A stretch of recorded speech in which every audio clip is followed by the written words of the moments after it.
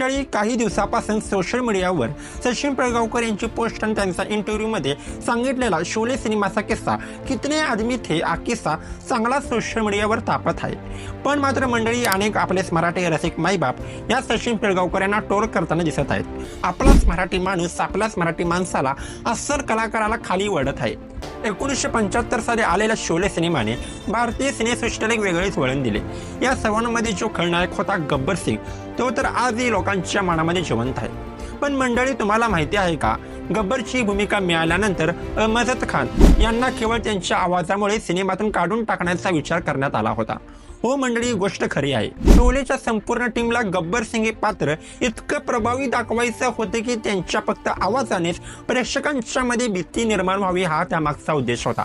त्यांच्या उपस्थितीत एक शांतमय दहशत पसरावी। पण जेव्हा अहमद खान यांची निवड गब्बरसाठी झाली, त्यांनी संवाद वाचायला सुरुवात केली, तेव्हा काहींना वाटलं की त्यांच्या आवाजामध्ये भीतीदायक भाव नाहीत,